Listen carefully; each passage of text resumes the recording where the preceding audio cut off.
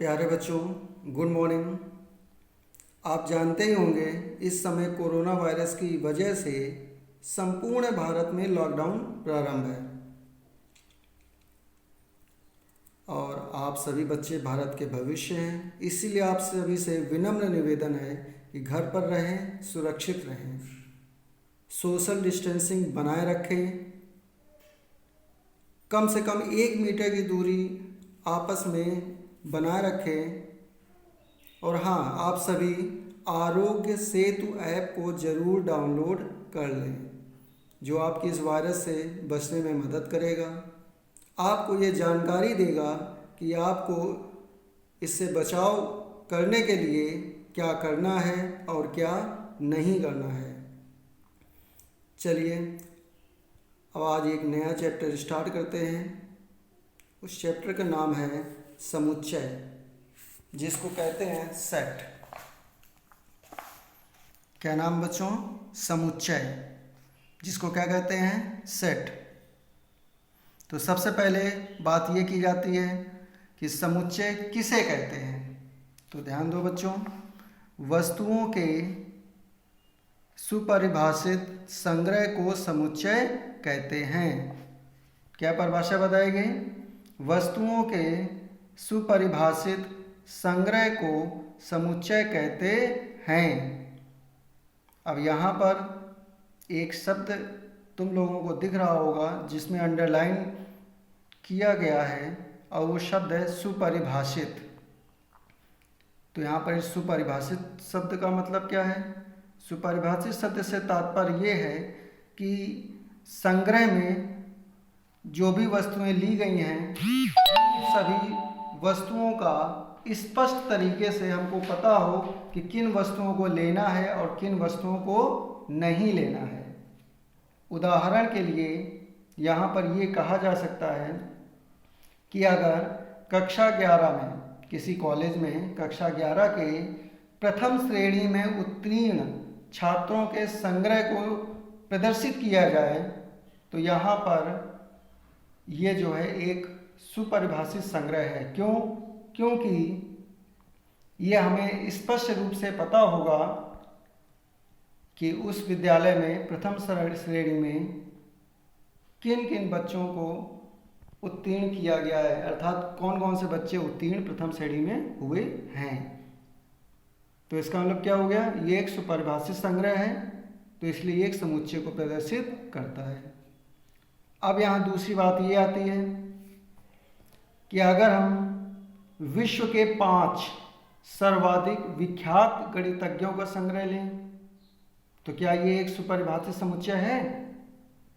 तो निश्चय ही ये एक सुपरिभाषित समुच्चय नहीं है, क्योंकि सर्वाधिक विख्यात गणितज्ञों के निर्णय करने के लिए इसका कोई एक निश्चित मापदंड नहीं है। ये एक व्यक्ति से दूसरे व्यक्ति के लिए भिन्न भिन्न हो सकता है, अर्थात यह एक सुपरिभाषित संग्रह नहीं है। यानी विश्व के सर्वाधिक विख्यात गणितज्ञों का अगर संग्रह लिया जाए तो एक सुपरिभाषित समुच्चय नहीं है। तो फिर से परिभाषा पर ध्यान दो, वस्तुओं के सुपरिभाषित संग्रह को समुच्चय कहते हैं। वस्तुओं के सुपरिभाषित संग्रह को समुच्चय कहते हैं। ठीक है बच्चों, अब इसके आगे बढ़ते हैं और ये बात आती है कि समुच्चय को प्रदर्शित कैसे करते हैं। तो समुच्चय को प्रदर्शित करने के लिए अंग्रेजी वर्णमाला के बड़े अक्षरों का प्रयोग किया जाता है। समुच्चय को प्रदर्शित करने के लिए अंग्रेजी वर्णमाला के बड़े अक्षरों का प्रयोग किया जाता है, जैसे A, B, C, X, Y, Z या इस प्रकार के कोई भी अक्षर जिसमें बड़े अक्षरों का प्रयोग किया गया हो। ठीक है। और समुच्चय में जो संग्रह करते हैं, तो संग्रह करने वाली प्रत्येक वस्तु को समुच्चय का अवयव कहते हैं। क्या कहते हैं बच्चों? समुच्चय का अवयव कहते हैं। यानी कि जो संग्रह, हम अगर किसी वस्तु को संग्रह कर रहे हैं तो उसमें जिन जिन वस्तुओं को लिया जा रहा है उन वस्तुओं को क्या कहेंगे? उन वस्तुओं को समुच्चय का अवयव कहेंगे। और किसी अवयव को छोटे अक्षरों से लिखा जाता है। छोटे अक्षरों से जैसे ए, स्मॉल बी, स्मॉल सी, या इस प्रकार के कोई भी अक्षर। तो अगर यहाँ पर ये कहें कि कोई अवयव है एक्स, वो किसी समुच्चय ए में है, तो इसको कैसे लिखा जाएगा, कैसे प्रदर्शित किया जाएगा? तो अगर कोई अवयव x किसी समुच्चय A में है तो इसको प्रदर्शित करने का तरीका है x, इस चिन्ह को बनाते हैं, फिर इसके बाद उस समुच्चय को लिखा जाता है। इस चिन्ह का मतलब होता है बिलोंग्स टू, यानी अवयव x उस समुच्चय A में है। इसको इस तरीके से पढ़ते हैं। कैसे पढ़ते हैं? कि अवयव x समुच्चय A में है। आ गई बात समझ में? अब इसके बाद में अगर इसका अपोजिट देखा जाए, अगर ये कहा जाए कि कोई एक अवयव है y, वो समुच्चय A का अवयव नहीं है। कोई अवयव है y, उस समुच्चय A का अवयव नहीं है, इसको कैसे लिखेंगे? तो इसको प्रदर्शित करने का तरीका है कि y does not belongs to A, यानी अवयव y समुच्चय A का अवयव नहीं है। नहीं करने के लिए देखो ध्यान से, इसको उसी चिन्ह को क्रॉस कर दिया गया है। जो चिन्ह अभी पहले बनाया गया था उसी चिन्ह को क्रॉस कर दिया गया है। इसका मतलब ये होगा कि वो जो समुच्चय है उसके अंतर्गत वो अवयव नहीं है। ठीक है। अब इसके बाद आगे बात बढ़ती है और ये बताया गया कि समुच्चय को कितने प्रकार से हम निरूपित कर सकते हैं। तो ध्यान दो बच्चों, समुच्चय को निरूपित करने के लिए हम दो प्रकार की विधियों का प्रयोग करते हैं। कौन कौन सी दो विधियां हैं? तो समुच्चय को निरूपित करने के लिए हम दो विधियों का प्रयोग करते हैं। तो यहाँ पर सबसे पहली विधि है तालिका विधि, या इसी को कहते हैं सूची विधि। क्या नाम है? तालिका विधि या सूची विधि, या इसी को कहते हैं टेबुलर मेथड या लिस्टिंग मेथड। टेबुलर मेथड या लिस्टिंग मेथड। दूसरी विधि कौन सी है? दूसरी विधि है गुण विधि, गुण विधि या समुच्चय निर्माण विधि। गुण विधि या समुच्चय निर्माण विधि, जिसको कहते हैं प्रॉपर्टी मेथड या सेट बिल्डर मेथड। क्या कहते हैं बच्चों? Set builder method. तो समुच्चय को निरूपित करने के लिए या प्रदर्शित करने के लिए कितनी विधियों का प्रयोग किया जाता है? दो विधियों का। कौन कौन सी? तालिका विधि या सूची विधि, और दूसरा है गुण विधि या समुच्चय निर्माण विधि। इन दो विधियों का प्रयोग समुच्चय को निरूपित करने में किया जाता है। चलिए अब इसके आगे इन दोनों विधियों पर बात करते हैं। तो अभी अभी हमने बताया था, कौन कौन से बताया था? पहला नंबर में हमने बताया था तालिका विधि।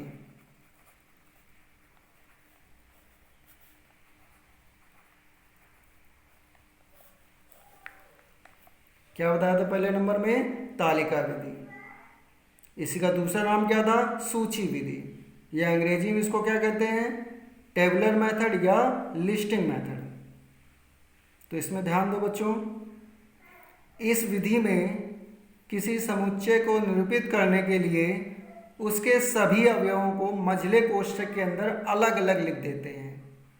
क्या हमने बताया कि जैसे इसमें हमें किसी अवयव को प्रदर्शित करना है इस विधि द्वारा, तो हम क्या करेंगे? उसके सभी अवयवों को मझले कोष्ठक के अंदर, किस कोष्ठक के अंदर?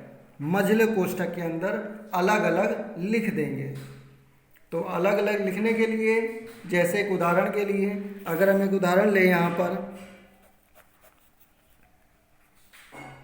2 से बड़ी तथा 20 से छोटी, 20 से छोटी सभी सम धन पूर्ण संख्याओं का समुच्चय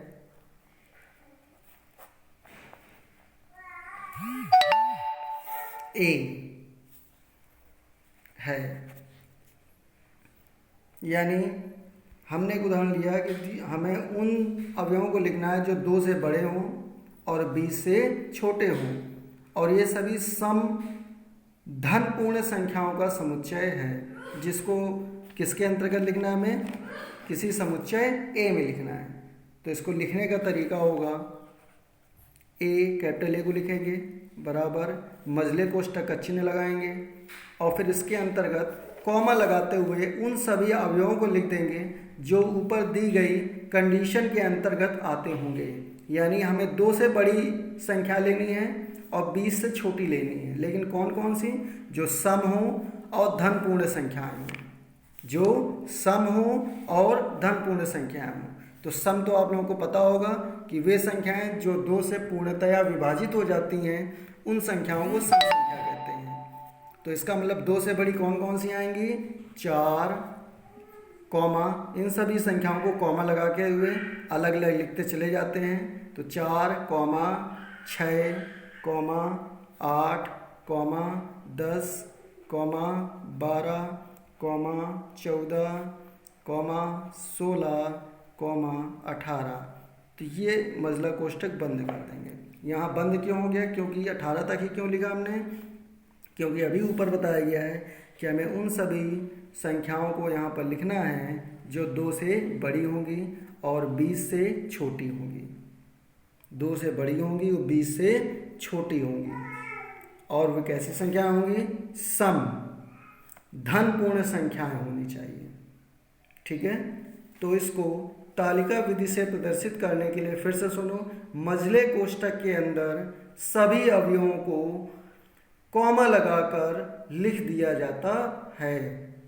तो इस विधि से निरूपित करने के लिए, इस विधि से जो भी अवयव निरूपित किए जाते हैं उसको किस विधि के अंतर्गत लिखते हैं, इसको कहते हैं तालिका विधि।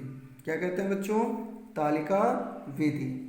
अब इसके बाद दूसरी विधि आती है, दूसरी विधि आती है गुण विधि, या इसी का दूसरा नाम क्या है, समुच्चय निर्माण विधि। समुच्चय निर्माण विधि, समुच्चय निर्माण विधि।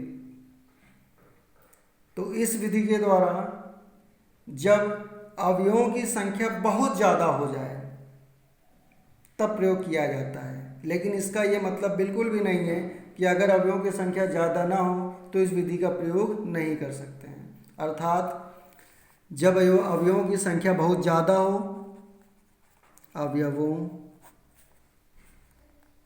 की संख्या ज़्यादा हो तब तो इस विधि का प्रयोग बिल्कुल ही करते हैं, ज़्यादा ना हो तब भी कर सकते हैं। लेकिन तालिका विधि का प्रयोग क्या है कि अगर ज़्यादा होगा तो हमें सभी अवयवों को लिखने में क्या होगी, टाइम ज़्यादा लगता है, इसलिए तालिका विधि से बहुत ज़्यादा अवयवों की संख्या को लिखने में प्रयोग नहीं लाते हैं। तो इसको लिखा कैसे जाता है, जैसे उदाहरण के लिए हमें लिखना है भारत के सभी नागरिकों का समुच्चय, भारत के सभी नागरिकों का समुच्चय। अगर हमें इसको समुच्चय निर्माण विधि के अंतर्गत लिखना है तो अगर हम ये मान लें कि जो यक्ष है, यक्ष कोई हमने एक ऐसा अवयव के तौर पे लिया गया है जो नागरिकों को प्रदर्शित करता है, जो भारत के नागरिकों को प्रदर्शित करता है।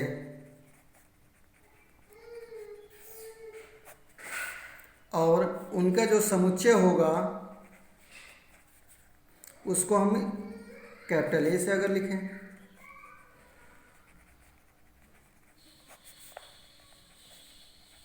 जो उसका समुच्चय बनेगा उसको किस अक्षर से लिखें, कैपिटल ए से अगर लिखा जाए, तो फिर वहाँ पर उसको लिखने का तरीका होगा कि ए बराबर, फिर मझले कोष्ठक का प्रयोग करेंगे। ध्यान रखो बच्चों, किसी भी समुच्चय को प्रदर्शित करने के लिए चाहे हम उसमें तालिका विधि का प्रयोग करें या फिर समुच्चय निर्माण विधि का प्रयोग करें, हमेशा उसके जितने भी अवयव होंगे मझले कोष्ठक के अंदर ही लिखे जाएंगे।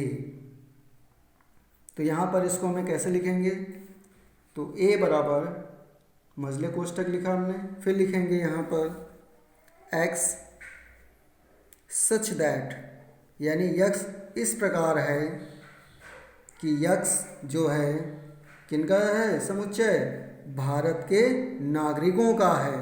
तो यहाँ लिखेंगे x such that, x Bharat का नागरिक है। आई बात समझ में कि यहाँ पर हमें उन अवयवों को नहीं लिखना है, मतलब हमें उन नागरिकों को नहीं लिखना है, हमें केवल उसको किसी एक अक्षर द्वारा प्रदर्शित करना है। एक दूसरा उदाहरण समझो इसी बच्चों, दूसरा उदाहरण अगर यहां पर ये लिया जाए 10 से छोटी सभी अभाज्य संख्याओं का समुच्चय, 10 से छोटी सभी अभाज्य संख्याओं का समुच्चय अगर हम मान लें यहाँ पर यक्स है, देखो यहाँ ध्यान से हमने यहाँ कैपिटल एक्स बनाया है क्योंकि समुच्चय को प्रदर्शित करने के लिए अंग्रेजी वर्णमाला के बड़े अक्षरों का प्रयोग करते हैं, जबकि अवयव को प्रदर्शित करने के लिए अंग्रेजी वर्णमाला के छोटे अक्षरों का प्रयोग किया जाता है। ठीक है भाई। तो अब इसमें देखो हमें ये लिखना है कि 10 से छोटी सभी अभाज्य संख्याओं का समुच्चय x है। तो यहाँ पर इसको प्रदर्शित करने के लिए किस विधि का प्रयोग करने के लिए अभी हमने कहा था, समुच्चय निर्माण विधि के अंतर्गत। किसके अंतर्गत प्यारे बच्चों, समुच्चय निर्माण विधि के अंतर्गत हमें इसको प्रदर्शित करना है। तो इसको प्रदर्शित करने के लिए सबसे पहले हम ये लिख देंगे कि यहाँ पर एक कोई हमने छोटा अक्षर ले लिया, जैसे हमने ले लिया y, और y क्या है यहाँ पर, y है 10 से छोटी अभाज्य संख्या, यानी 10 से छोटी हमें किसी भी अभाज्य संख्या को किससे हमने ले लिया, एक अक्षर ले लिया y। तो इसको लिखने के लिए क्या है, समुच्चय यहाँ पर हमने क्या लिया हुआ है, समुच्चय कैपिटल एक्स लिया हुआ है। तो कैपिटल एक्स बराबर अब क्या लिखेंगे, मझला कोष्ठक। क्या लिखेंगे बच्चों, मझला कोष्ठक। अब इसके अंतर्गत कैसे लिखेंगे, यहाँ पर हमने लिया हुआ है अवयव को प्रदर्शित करने के लिए स्मॉल y, तो लिखेंगे y सच दैट y, ठीक है, कॉमा 10 से छोटी अभाज्य संख्या है, नीचे लिख दे रहे हैं 10 से छोटी अभाज्य संख्या है। तो इस प्रकार से अगर हमें समुच्चय निर्माण विधि का प्रयोग करना है तो किसी समुच्चय को इस प्रकार से प्रदर्शित किया जाता है। अगर फिर से ध्यान से दो, इसी दूसरे उदाहरण को अगर हम पहले वाला मेथड क्या था, पहली विधि तालिका विधि, ध्यान आया बच्चों सभी को, तालिका विधि, उसमें अगर प्रदर्शित करें उस विधि से कैसे लिखा जाएगा, तो उसको लिखने का तरीका होगा कि यहाँ पर जो समुच्चय है वो क्या है, कैपिटल एक्स से, तो कैपिटल एक्स बराबर लिखेंगे, ये तालिका विधि है बच्चों, ध्यान देना इसको,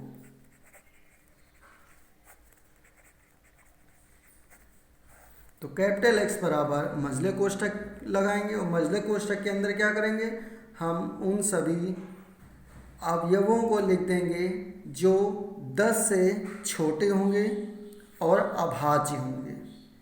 तो अभाज्य संख्या किसे कहते हैं? अभाज्य संख्याएं वे सभी संख्याएं होती हैं जिनका या तो खुद से पूरी तरह से विभाजित हो या फिर एक से विभाजित हो। ऐसा हो सकता है क्या? बिल्कुल नहीं। इसके लिए ये कहते हैं या तो खुद संख्याओं से विभाजित हो, यानी अगर हम 17 को लें तो 17 क्या है? एक अभाज्य संख्या है जो कि खुद 17 से विभाजित होगी या तो 1 से विभाजित होगी। अगर हम किसी दूसरी संख्या को लें 31 को, तो 31 कैसी संख्या है? अभाज्य संख्या है। क्यों? क्योंकि 31 जो है या तो खुद 31 से विभाजित होगी या तो सिर्फ 1 से विभाजित होगी। तो इसी प्रकार से हमें उन सभी संख्याओं उन सभी अभाज्य संख्याओं को लिखना है जो 10 से छोटी हों। तो 10 से छोटी के लिए सबसे छोटी अभाज्य संख्या होती है 2। और एक चीज़ और 2 में खासियत है बच्चों कि 2 एकमात्र ऐसी अभाज्य संख्या होती है जो सम है, और सभी जितनी भी अभाज्य संख्याएं होती हैं वो सब विषम होती हैं। तो चलो बच्चों 10 से छोटी संख्या के लिए 2, 3 कॉमा लगाते हुए लिखते चले जाएंगे, 5, 7। ठीक है प्यारे बच्चों, और ये ब्रैकेट क्लोज कर देंगे।